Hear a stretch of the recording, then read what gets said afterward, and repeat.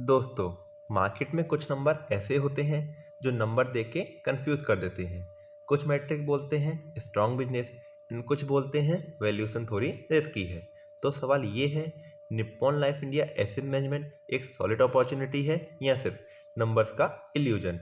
इस वीडियो में हम हर एक फंडामेंटल को लेयर बाय लेयर डिकोड करेंगे और एंड तक आते आते आप खुद डिसाइड कर पाओगे कि पिक्चर कितनी स्ट्रांग है और कहाँ पर थोड़ा कॉशन रखना जरूरी है। सो वीडियो को स्किप मत करना क्योंकि असली ट्विस्ट एंड में है। सबसे पहले business background. Nippon life India asset management का बिजनेस सिंपल लगता है पर अंदर से काफ़ी पावरफुल है। Company mutual fund, asset management और इन्वेस्टमेंट सॉल्यूशन प्रोवाइड करती है। मतलब जब मार्केट ग्रो करता है, जब लोग इन्वेस्टिंग सीखते हैं, जब एसआईपी कल्चर बढ़ता है तो ऐसी कंपनी नेचुरली बेनिफिट करती हैं। ये एक एसेट लाइट बिजनेस है जहां फैक्ट्री नहीं, रॉ मटेरियल नहीं, सिर्फ ट्रस्ट, स्केल और मनी मैनेजमेंट स्किल मैटर करती है। अब बिजनेस समझ लिया तो चलिए असली गेम शुरू करते हैं, फंडामेंटल का डीप एनालिसिस। सबसे पहले आता है पीई रेशियो। कंपनी का पीई इंडस्ट्री पीई से ज़्यादा है। इसका सिंपल मतलब क्या होता है? मार्केट कंपनी के करंट प्रॉफिट के कंपैरिजन में ज़्यादा प्राइस पे कर रही है। ये एक रेड फ्लैग हो सकता है क्योंकि अगर फ्यूचर की ग्रोथ एक्सपेक्टेशन पूरी नहीं हुई तो वैल्यूएशन प्रेशर में आ सकता है। लेकिन सिर्फ पी देख के डिसीजन लेना एक आधी पिक्चर देखने जैसा होता है। इसलिए अगला सवाल ये बनता है, महंगा है पर क्या ग्रोथ जस्टिफाई करती है? यहीं से एंट्री होती है पीईजी रेशियो की। कंपनी का पीईजी रेशियो लगभग 1.96 है। पीईजी क्या बताता है? पीईजी हमें बताता है कि पी को कंपनी की ग्रोथ के साथ कंपेयर करता है। जनरली अगर पीईजी 1 हो तो उसे फेयर वैल्यूएशन माना जाता है, बट जब पीईजी 1 से काफ़ी ज़्यादा हो तो ये बताता है कि प्राइस ग्रोथ से आगे निकल चुका है।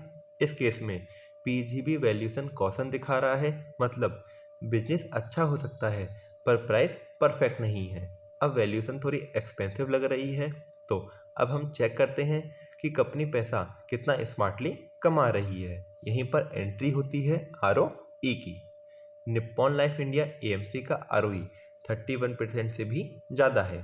आरओई का मतलब क्या होता है कि कंपनी शेयर होल्डर के पैसों से कितना प्रॉफिट जनरेट कर रही है। नॉर्मली 15 to 20% का आरओई को अच्छा माना जाता है और जब आरओई 30% प्लस हो तो ये एक स्ट्रॉन्ग ग्रीन फ्लैग होता है।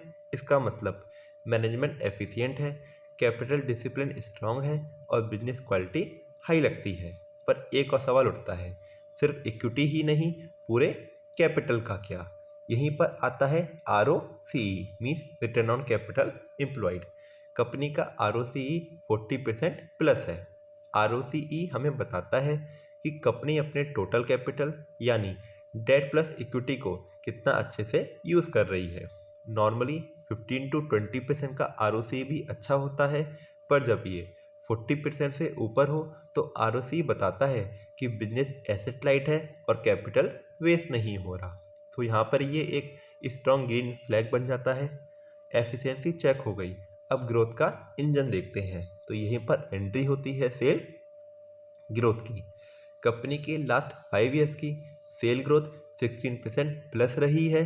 सेल ग्रोथ का मतलब होता है बिजनेस का साइज इंक्रीज हो रहा है, कस्टमर इंक्रीज हो रहे हैं एंड डिमांड स्टेबल है। नॉर्मली 8 to 10% की ग्रोथ भी डिसेंट होती है, पर जब ये 16% प्लस हो और वो भी कंसिस्टेंटली तो ये एक क्लियरली ग्रीन फ्लैग होता है। लेकिन ग्रोथ का असली टेस्ट अभी बाकी है। सेल के बाद प्रॉफिट भी ग्रो हो रहा है या नहीं? तो चलिए देखते हैं। प्रॉफिट ग्रोथ रियल पावर यहीं पर दिखती है। कंपनी की लास्ट 5 ईयर्स की प्रॉफिट ग्रोथ 25% प्लस रही है। इसका मतलब कंपनी सिर्फ रेवेन्यू नहीं बढ़ा रही बल्कि मार्जिन, स्केल और कॉस्ट कंट्रोल भी इम्प्रूव हो रहा है।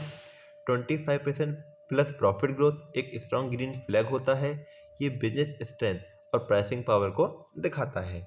अब एक और इम्पोर्टेंट सवाल, कंपनी पे भरोसा सिर्फ हम कर रहे हैं या प्रमोटर भी? तो चलिए देखते हैं प्रमोटर होल्डिंग को। कंपनी की प्रमोटर होल्डिंग 70% से भी ज़्यादा है। इसका मतलब क्या होता है कि प्रमोटर खुद अपना पैसा कंपनी में लगाए हुए हैं। 50% प्लस होल्डिंग कंफर्टेबल होती है और 70% प्लस का लेवल स्ट्रॉन्ग कॉन्फिडेंस और लॉन्ग टर्म कमिटमेंट को दिखाता है।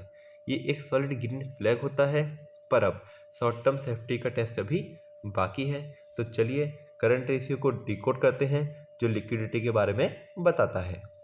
कंपनी का करंट रेशियो 2.05 है, मतलब कंपनी अपनी शॉर्ट टर्म लायबिलिटी कंफर्टेबली पे कर सकती है। नॉर्मली 1.5 से 2 का रेशियो आइडियल माना जाता है, बट 2 से ऊपर जाने पर ये एक स्ट्रॉन्ग ग्रीन फ्लैग बन जाता है एंड कभी कभी कैपिटल आइडल होने का भी सिग्नल हो सकता है। इसलिए ये एक ना प्योर ग्रीन है ना प्योर रेड है, ये एक मॉडरेट फ्लैग माना जा सकता है। अब आता है फाइनल सेफ्टी चेक, वो भी डेट का। तो चलिए नेक्स्ट मैट्रिक को देखते हैं, इंटरेस्ट कवरेज रेशियो। कंपनी की इंटरेस्ट कवरेज रेशियो 249 है, मतलब कंपनी अपना interest expense 100 of times cover कर सकती है फ्रॉम ऑपरेटिंग प्रॉफिट।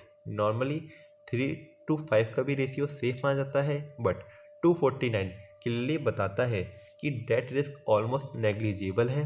ये एक वेरी स्ट्रॉन्ग ग्रीन फ्लैग होता है। अब हमने फंडामेंटल की बात कर ली, तो अब आते हैं रिसेंट क्वार्टरली रिजल्ट्स की तरफ।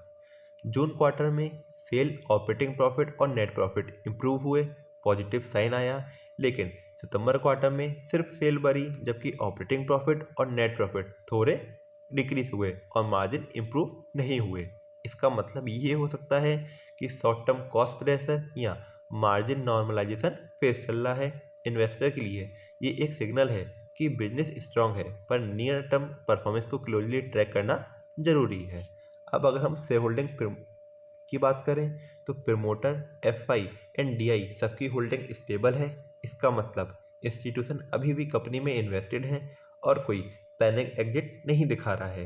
ये स्टेबिलिटी कॉन्फिडेंस का सिग्नल देती है। अब अगर हम लॉन्ग टर्म पिक्चर की बात करें, तो 5 year, 3 year and TTM basis पे सेल ग्रोथ एवरेज 15% प्लस रही है। Profit growth 5 year and 3 year में 20% प्लस रही है ऑन एन एवरेज बेसिस, लेकिन टीटीएम बेसिस पे सिर्फ 1%। इसका मतलब लॉन्ग टर्म ग्रोथ स्ट्रांग रही है, पर शॉर्ट टर्म स्लो डाउन को इग्नोर नहीं करना चाहिए। आरओई स्टिल 26% प्लस है ऑन एन एवरेज बेसिस, जो क्वालिटी को सपोर्ट करता है। तो फाइनल पिक्चर क्या बोलती है? बिजनेस स्ट्रांग है, प्रॉफिटेबिलिटी और एफिशिएंसी एक्सीलेंट है, प्रमोटर कॉन्फिडेंस हाई है, डेट रिस्क नेग्लिजिबल है, सिर्फ पीई और पीजी वैल्यूएशन साइड से एक्सपेंसिव लगते हैं। इसलिए कंक्लूजन सिंपल है, फंडामेंटल स्ट्रांग है, लेकिन इन्वेस्टमेंट डिसीजन से पहले रिस्क, मार्केट कंडीशन, रेगुलेशन और वैल्यूएशन कंफर्ट जरूर देखनी चाहिए। और याद रखो, मार्केट में पैसा सिर्फ नंबर से नहीं, टाइमिंग और डिसिप्लिन से बनता है। अगले वीडियो में हम रिस्क, इंडस्ट्री साइकिल और वैल्यूएशन लॉजिक और डीप डाइव करेंगे। चैनल को सब्सक्राइब कर लो, वीडियो को लाइक करो, क्योंकि निप्पॉन लाइफ इंडिया एएमसी की पूरी कहानी अभी कंप्लीट नहीं हुई। The real test is still coming. मिलते हैं नेक्स्ट वीडियो में। Till then, good bye and take care.